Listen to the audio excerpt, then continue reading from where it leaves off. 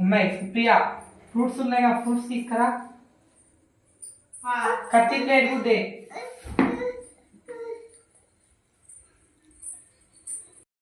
ఇంకా కత్తి కత్తి